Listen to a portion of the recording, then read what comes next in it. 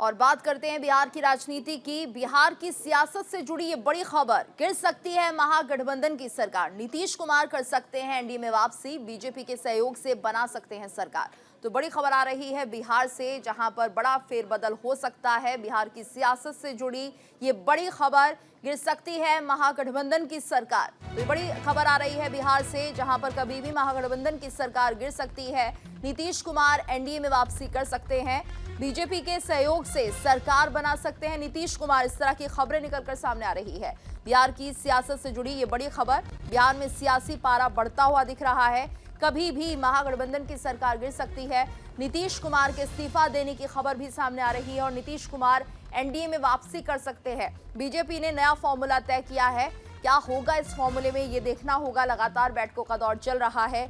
बिहार की सियासत से जुड़ी इस वक्त की ये बड़ी खबर, नीतीश कुमार यू टर्न ले सकते हैं, गिर सकती है महागठबंधन की सरकार और नीतीश कुमार अपना इस्तीफा सौंप सकते हैं गवर्नर को। नीतीश कुमार एनडीए में वापसी कर सकते हैं। तमाम कयास लगाए जा रहे हैं। बीजेपी के सहयोग से सरकार बनने की भी खबर है। तो बिहार की सियासत से जुड़ी इस वक्त ये बड़ी खबर, बिहार में सियासी पारा लगातार बढ़ता हुआ दिख रहा है। एक बार फिर से महागठबंधन की सरकार को झटका लग सकता है। ये सरकार जल्द ही गिर सकती है, ऐसे कयास लग रहे हैं। नीतीश कुमार एनडीए में वापसी कर सकते हैं और बीजेपी के सहयोग से सरकार बनाई जा सकती है। तो बिहार की सियासत से जुड़ी ये बड़ी खबर इस वक्त निकल कर आ रही है। गिर सकती है महागठबंधन की सरकार, नीतीश कुमार फैसला कर सकते हैं एनडीए में जाने का, एक बार फिर से वापसी एनडीए की तरफ और बीजेपी के साथ मिलकर नीतीश कुमार सरकार बना सकते हैं, ऐसी भी खबरें आ रही हैं। तो नीतीश कुमार यू टर्न ले सकते हैं। ये बड़ी खबर बिहार की सियासत से जुड़ी हुई, लगातार अपडेट्स मिल रहे हैं, पल पल बदलाव हो रहे हैं, बैठकों का दौर चल रहा है और कभी भी महागठबंधन की सरकार गिर सकती है। तो बीजेपी के सहयोग से नीतीश कुमार सरकार बना सकते हैं, ऐसी भी खबरें निकलकर सामने आ रही है। बिहार की सियासत का पारा हाई होता हुआ, वहीं आरजेडी भी कोशिश कर रही है कि वो भी किसी तरह से जादुई आंकड़े तक पहुंच जाए। तो बात करते हैं नीतीश कुमार के सफर की। 2000 में पहली बार बिहार के मुख्यमंत्री बने नीतीश कुमार, वहीं बहुमत नहीं होने की वजह से 7 दिनों में इस्तीफा भी दे दिया। ये सफर है सीएम नीतीश कुमार का। तो 2005 में बीजेपी के समर्थन से उन्होंने सरकार बनाई थी और दूसरी बार बिहार के सीएम के तौर पर शपथ ली। तो ये नीतीश कुमार का सफर। 2010 की बात करें तो तीसरी बार एनडीए के सीएम के तौर पर उन्होंने शपथ ली थी। वहीं 2013 में बीजेपी से 17 साल पुराना रिश्ता खत्म किया। इसके बाद 2014 के लोकसभा चुनाव में हार के बाद इस्तीफा दे दिया। ये सीएम नीतीश कुमार का पूरा सफर है। 2015 में मांझी के पद छोड़ने के बाद चौथी बार उन्होंने शपथ ली और 2015 में आरजेडी कांग्रेस के साथ मिलकर एक बार फिर से चुनाव जीते। तो वहीं 5वीं बार बिहार के सीएम के तौर पर उन्होंने शपथ ली। सीएम नीतीश कुमार का राजनीतिक सफर 2017 में महागठबंधन से उन्होंने नाता तोड़ लिया और उसके बाद छठी बार बीजेपी के समर्थन से वो मुख्यमंत्री बने। इसके बाद अगस्त 2022 में बीजेपी से नाता तोड़कर आरजेडी के साथ सरकार बनाई। तो लगातार यू टर्न लेते हुए नीतीश कुमार एक बार फिर से एनडीए में वापसी की राह पर वो दिख रहे हैं। बीजेपी के साथ वो सरकार बना सकते हैं। बहुत कुछ मतभेद रहे महागठबंधन की सरकार में और अब इसका टूटना लगभग तय माना जा रहा है।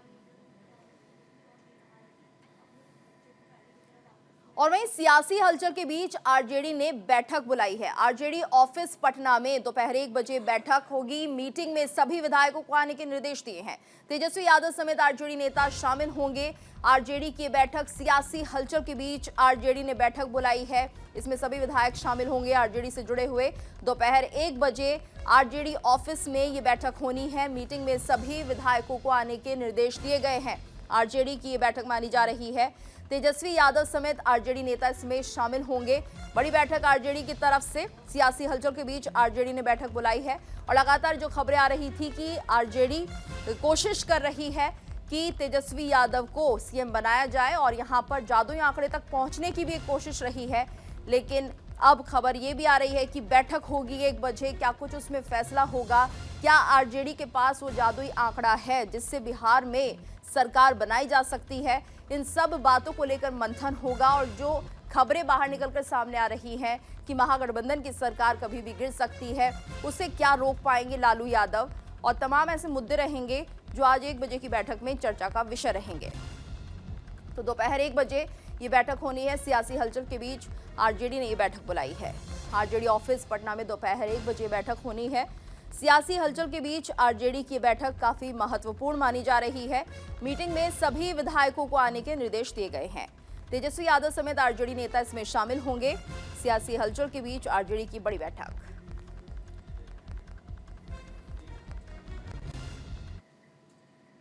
और वहीं पटना में बीजेपी की बड़ी बैठक आज होनी है। शाम 4 बजे पटना में बीजेपी की बैठक होगी। सभी सांसदों और विधायकों को बुलाया गया है। बीजेपी प्रभारी विनोद तावड़े भी इसमें मौजूद रहेंगे। लोकसभा चुनाव और सियासी हालात पर चर्चा की जाएगी। पटना में बीजेपी की बैठक की भी खबर आ रही है। आज बीजेपी भी बड़ी बैठक करने जा रही है। शाम 4 बजे का समय पटना में बीजेपी की बैठक होगी। सभी सांसद और विधायकों को बुलाया गया है। लोकसभा चुनाव और सियासी हालात पर चर्चा होना संभव बताया जा रहा है। बीजेपी प्रभारी विनोद तावड़े भी इस दौरान इस बैठक में मौजूद रहेंगे। तो सभी सांसद और विधायक इस बैठक का हिस्सा होंगे। 4 बजे बैठक होनी है। लोकसभा चुनाव और फिलहाल जो हालात बने हुए हैं बिहार में, उसको लेकर चर्चा की जा सकती है। पटना में बीजेपी की बड़ी बैठक आज मानी जा रही है। शाम 4 बजे पटना में बीजेपी की बैठक होगी। सभी सांसद और विधायकों को इस बैठक में शामिल होने के लिए बुलाया गया है। इसके साथ साथ कुछ ऐसे बड़े मुद्दे जो सियासी हलचल इस वक्त बिहार में है, उसको लेकर चर्चा की जा सकती है। लोकसभा चुनाव को लेकर भी फोकस रह सकता है। तो लोकसभा चुनाव और सियासी हालात पर चर्चा होना संभव है। पटना में बीजेपी की बड़ी बैठक आज 4 बजे। और वहीं उपेंद्र कुशवाहा का बड़ा बयान, बिहार के सियासी हालात पर बयान दिया है। महागठबंधन में नीतीश का दम घुट रहा है। तो उपेंद्र कुशवाहा की तरफ से ये बयान सामने आ रहा है। उन्होंने कहा है कि गठबंधन की सरकार में अब नीतीश का दम घुटने लगा है। उपेंद्र कुशवाहा की तरफ से ये बयान सामने आ रहा है। बिहार के सियासी हालात जो चल रहे हैं उसको लेकर उपेंद्र कुशवाहा ने ये बयान दिया। उन्होंने कहा कि महागठबंधन में नीतीश का दम घुट रहा है। उपेंद्र कुशवाहा का ये बड़ा बयान और बहुत कुछ मायने इस बयान के निकाले जा रहे हैं। बिहार के सियासी हालात जो इस वक्त चल रहे हैं उसको लेकर उपेंद्र कुशवाहा ने ये बयान दिया है। उन्होंने कहा कि महागठबंधन में नीतीश का दम घुट रहा है और अपने आप में बहुत मायने इस बयान के निकल रहे हैं।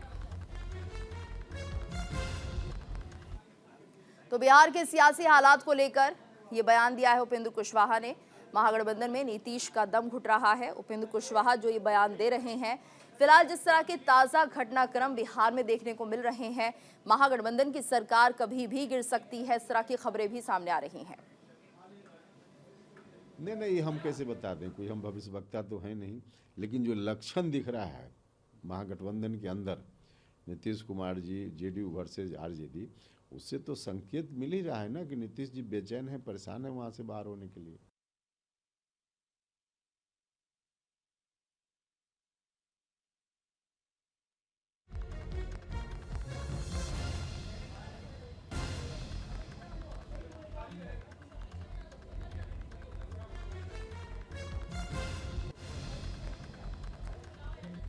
तो उपेंद्र कुशवाहा का ये बड़ा बयान, तो बिहार के सियासी हालात जिस तरह से बने हुए हैं इसको लेकर उपेंद्र कुशवाहा ने ये बयान दिया है। महागठबंधन में अब नीतीश का दम घुट रहा है, यानी संकेत है कि महागठबंधन कभी भी टूट सकता है।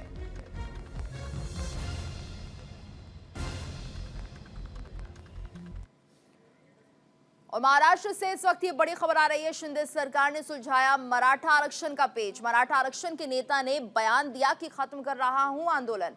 मनोज जरांगे जिन्होंने ये आंदोलन चलाया हुआ था, उन्होंने अब इसे खत्म करने की बात कह दी है। मराठा आरक्षण के मुद्दे पर एकनाथ शिंदे सरकार को झुकना पड़ा है। शिंदे सरकार ने कार्यकर्ता मनोज जरांगे की मांगे मान ली है। ये बातें खुद जरांगे ने कही हैं। मनोज जरांगे ने कहा कि मुख्यमंत्री एकनाथ शिंदे ने अच्छा काम किया, हमारा विरोध अब खत्म हो गया है, हमारा अनुरोध स्वीकार कर लिया गया है, हम सरकार का पत्र स्वीकार करेंगे। मैं आज मुख्यमंत्री के हाथ से जूस पीऊंगा। बता दें कि महाराष्ट्र के मुख्यमंत्री एकनाथ शिंदे ने कल रात मराठा आरक्षण को लेकर आंदोलन कर रहे कार्यकर्ता मनोज जरांगे के पास उनकी मांगों को लेकर एक मसौदा अध्यादेश भेजा था। मुख्यमंत्री कार्यालय के एक बयान में कहा गया कि शिंदे ने मांगों पर चर्चा करने के लिए अधिकारियों के साथ बैठक की और बाद में कार्यकर्ता से मिलने के बाद एक प्रतिनिधिमंडल मसौदा अध्यादेश के साथ भेजा। जनांगे हजारों समर्थकों के साथ पड़ोस की नवी मुंबई में डेरा डाले हुए हैं।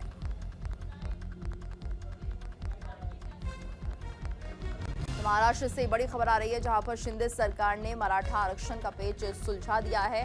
मराठा आरक्षण के नेता ने बयान दिया कि अब वो इस आंदोलन को खत्म कर रहे हैं। मनोज जरांगे, जिन्होंने कहा कि अब इस आंदोलन को खत्म किया जा रहा है। और एक और बड़ी खबर लखनऊ से, जहां पर सीएम योगी का खास कार्यक्रम। 189 खिलाड़ियों को देंगे 62 करोड़ की पुरस्कार राशि। स्वर्ण, रजत, कांस्य पदक विजेताओं को नियुक्ति पत्र देंगे। अधिकारियों के पदों पर देंगे नियुक्ति पत्र। खेल मंत्री अनुराग ठाकुर भी इस कार्यक्रम में शामिल होंगे। लखनऊ में सीएम योगी आज 19वें एशियाई खेल और पैरा एशियाई खेल 2022 और 37वें राष्ट्रीय खेल 2023 के पदक विजेता खिलाड़ियों को 62 करोड़ की पुरस्कार राशि का वितरण करेंगे। साथ ही खिलाड़ियों को कई विभागों में नियुक्ति पत्र भी बांटेंगे। सीएम योगी खिलाड़ियों को पुलिस उपाधीक्षक, जिला युवा कल्याण अधिकारी जैसे तमाम पदों के लिए नियुक्ति पत्र देंगे। कार्यक्रम में केंद्रीय खेल मंत्री अनुराग ठाकुर भी मौजूद रहेंगे।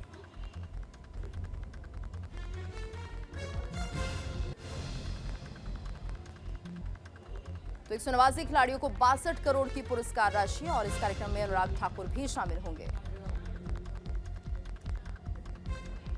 एक और बड़ी खबर, ज्ञानवापी केस से जुड़ी ये बड़ी खबर। एएसआई की सर्वे रिपोर्ट में सनातन धर्म से जुड़ा सबूत मिला है। ज्ञानवापी में बहुत बड़ा हिंदू मंदिर होने का दावा किया गया है। तहखाने में मूर्ति मिलने की बात भी सामने आई है। तो बड़ी खबर ज्ञानवापी केस से जुड़ी हुई। बताया जा रहा है कि तहखाने में भगवान से जुड़ी हुई कई मूर्तियां।